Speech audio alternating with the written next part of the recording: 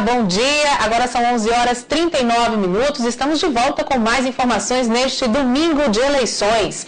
A venda, o consumo e o fornecimento de bebidas alcoólicas em bares, restaurantes e locais abertos ao público estão proibidos em todo o estado do Ceará neste domingo.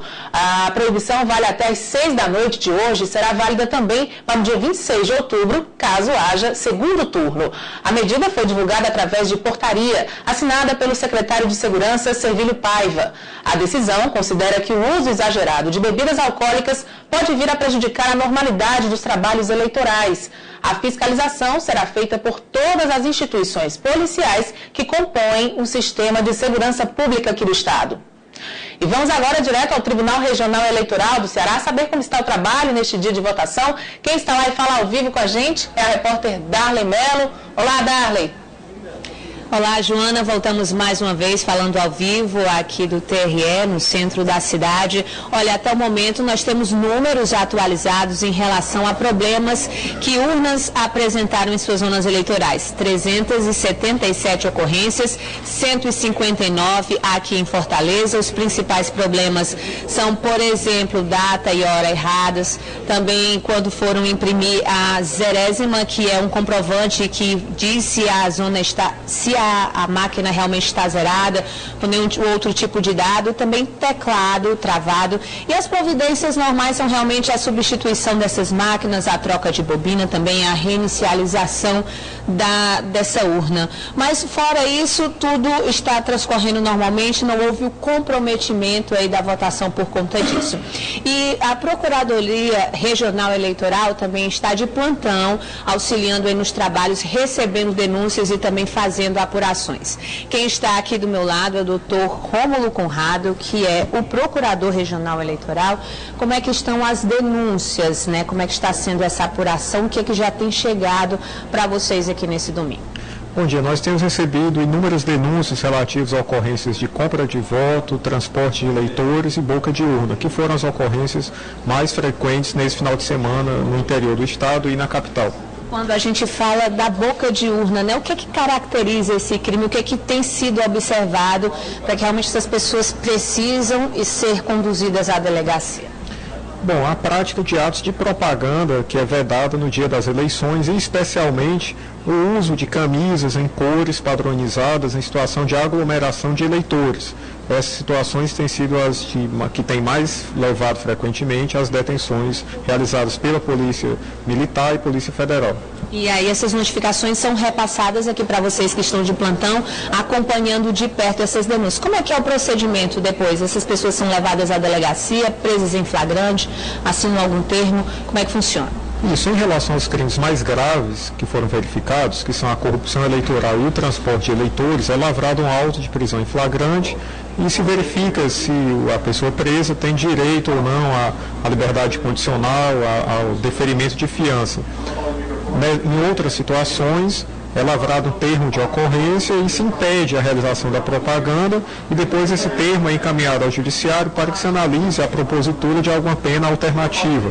Já se tem um número fechado de quantas denúncias foram recebidas, os locais onde tem acontecido o maior número de ilícitos? Bom, no momento o maior número de ilícitos ocorre na periferia de Fortaleza e região metropolitana. Não obstante, também do interior tem chegado um número significativo de denúncias e ao final do dia será feito esse levantamento sobre o quantitativo total de prisões e detenções efetuadas. Agora é importante lembrar que a Procuradoria Regional acompanha todo esse processo de votação, mas também a apuração e após a eleição, inclusive, né? Mesmo que o candidato seja eleito ou vá para um segundo turno, a Procuradoria também vai continuar recebendo denúncias sobre qualquer tipo de ilícito. Isso, essas ações relativas a ilícitos mais graves, como abuso de poder, compra de voto, condutas vedadas, podem ser ajuizados até a data da diplomação dos candidatos, quer dizer, até o final do mês de dezembro. Então, até lá, nós vamos analisar todas essas prisões que foram realizadas e as denúncias encaminhadas ao Ministério Público para verificar quais as ações serão propostas em face dos candidatos beneficiados por esses crimes. Como é que a pessoa pode denunciar essas ações?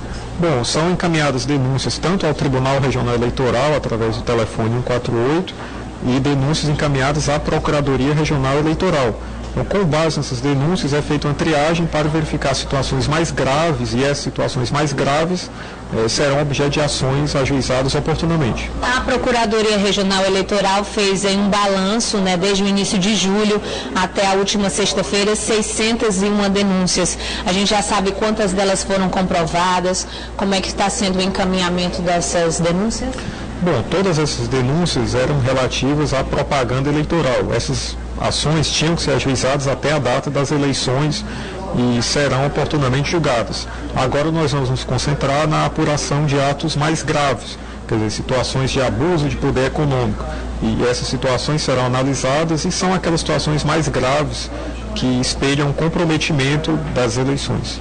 Ok, obrigada pelas informações. Conversamos aqui com o doutor Rômulo Conrado, que é procurador regional eleitoral e está acompanhando neste domingo, durante esse processo de votação, denúncias e também a apuração. Nós voltamos a qualquer momento com mais informações aqui direto do Tribunal Regional Eleitoral. Voltamos ao estúdio. Ok, Darley, muito obrigada pelas informações ao vivo. Então, só reforçando, o número do Disque Denúncia do TRE é o 148. Qualquer denúncia contra crime eleitoral deve ser feita pelo 148. E um grande número de eleitores no Ceará está ligando para o serviço telefônico disponibilizado pelo Tribunal Regional Eleitoral. Neste domingo, os 50 atendentes estão recebendo 1.000 ligações por hora. Apesar do sistema estar congestionado, a coordenadora do Disque Eleitor garante que o 148 está funcionando normalmente. Quem não conseguir contato pode tirar dúvidas sobre os locais de votação nos sites do TRE e do TSE, que inclusive disponibilizou um aplicativo. A candidata à presidência da República pelo PSB, Marina Silva, votou na manhã de hoje. Marina chegou ao auditório do INCRA em Rio Branco, no Acre, às 10h40, acompanhada do marido Fábio Vaz de Lima e do pai Pedro Augusto da Silva. A candidata levou cerca de 1 minuto e meio para votar. Depois de conversar com a imprensa, a candidata viajou para São Paulo, onde vai acompanhar a apuração dos votos. Mais cedo, outros 4 candidatos à presidência da República foram às urnas. O primeiro presidenciável a votar neste domingo foi o candidato do PV, Eduardo Jorge. Ele chegou às 8h20 da manhã de bicicleta, levando na garupa o neto de 5 anos. Eduardo vota em um colégio na Vila Mariana, zona sul de São Paulo. O candidato demorou cerca de 1 minuto para concluir a votação. A presidente Dilma Rousseff, que concorre à reeleição, foi a segunda dos presidenciáveis a votar. A candidata petista votou na Escola Estadual Santos Dumont, na zona sul de Porto Alegre. Ela chegou acompanhada do governador do estado e também candidato à reeleição, Tarso Genro, por volta de 8h45 da manhã. Na chegada à sessão, a presidente tirou foto com eleitores e cumprimentou mesários. Dilma demorou menos de 1 minuto para registrar o voto na urna. A candidata fez o tradicional V da vitória, além do sinal de positivo. De Porto Alegre, Dilma seguiu para Brasília. Ela vai acompanhar a apuração dos votos na capital federal. Zé Maria, do PSTU, chegou por volta das 9 horas à Escola Estadual Celso Machado, em Belo Horizonte. O candidato foi ao local acompanhado de aliados políticos e companheiros de partido. Zé Maria rapidamente registrou o voto. O candidato do PSDB, Aécio Neves, votou por volta das 10h20 da manhã na Escola Estadual Governador Milton Campos, em Belo Horizonte. Ele chegou acompanhado da esposa, Letícia Weber, e do governador de Minas Gerais, Antônio Anastácia. De acordo com a assessoria de Aécio, após o voto, ele conversou com jornalistas em um hotel da capital mineira. À noite, após a contagem dos votos, ele volta a dar entrevista. Rui Costa Pimenta, do PCO, votou pela manhã na Escola Estadual Pereira Barreto, no bairro da Lapa, em São Paulo. Mauriase, do PCB, também votou pela manhã na Escola Minas Gerais, no bairro Urca, no Rio de Janeiro. Pastor Everaldo, do PSC, também votou no Rio de Janeiro, na Escola Municipal Grécia, na Vila da Penha. O candidato Eimael, do PSDC, vota em São Paulo, no Colégio Palmares, no bairro Pinheiros. Luciana Genro, do PSOL, vota em Porto Alegre, na Escola Estadual Apeles, no bairro Santana. E Levi Fidelix, do PRTB, deve votar por volta de meio-dia no Instituto Educacional Beatíssima Virgem Maria, no bairro Santo Amaro, em São Paulo.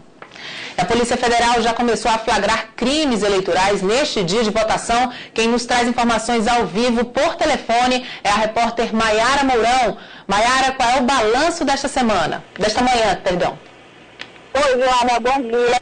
Aqui na sede da... Joana, bom dia. Aqui na sede da Polícia Federal, a movimentação é considerada intensa. As informações extraoficiais são de que do início da manhã até agora, já passaram por aqui cerca de 50 pessoas acusadas de cometer algum tipo de crime eleitoral. Na maioria dos casos está sendo realizado o procedimento básico, que é o registro da ocorrência e logo em seguida a liberação. Muitos veículos apreendidos transportando indevidamente eleitores ou material de campanha também estão estacionados aqui em frente à sede. A assessoria da Polícia Federal deve divulgar agora, no início da tarde, a estatística parcial do número de ocorrências e de pessoas autuadas nesta manhã na capital e no interior do estado. Voltamos com você, Joana. Ok, Maiara, obrigada então pelas informações. E o eleitor deve estar atento sobre o que é necessário levar para a votação. Para votar, é preciso levar um documento oficial com foto. Não será admitida a certidão de nascimento nem de casamento. Não é obrigatória a apresentação do título de eleitor, mas o número do documento é indispensável para o preenchimento da justificativa eleitoral. O primeiro voto será para o cargo de deputado estadual e o eleitor deve informar o número do candidato com 5 dígitos. Após digitar o número na urna, deve conferir o nome e a foto do candidato e, caso esteja correto, teclar confirma. Se errar o número, deve apertar a opção corrige e digitar os números corretos e confirmar o voto. Em seguida, o mesmo procedimento deve ser feito para escolher o deputado federal, que tem 4 dígitos, o senador com 3 dígitos, o governador com 2 dígitos e o presidente da República também com 2 dígitos. E a Justiça Eleitoral também estabeleceu regras para o uso de equipamentos eletrônicos na hora de votar. De acordo com a assessoria do Tribunal Superior Eleitoral, enquanto estiver votando, o eleitor deve deixar o aparelho em um móvel próximo aos responsáveis pela sessão. A legislação proíbe o eleitor de portar telefone celular, máquinas fotográficas, filmadoras, equipamento de radiocomunicação ou qualquer instrumento que possa comprometer o sigilo do voto. Ainda segundo a Justiça Eleitoral, o sigilo do voto também abrange ambientes virtuais e redes sociais, ou seja, é proibido publicar imagens ou fotos do voto e quem fizer isso pode sofrer sanções. E as pessoas que desrespeitarem a legislação estão sujeitas até 2 anos de detenção. Caso os mesários flagrem algum eleitor fotografando o voto, a orientação é que o episódio seja registrado em ata, identificando o eleitor. Caberá ao juiz eleitoral comunicar o fato ao Ministério Público Eleitoral para a instauração de inquérito. E esta edição do Jornal das Eleições termina aqui. A gente volta com outras informações ao 12:30. Até lá!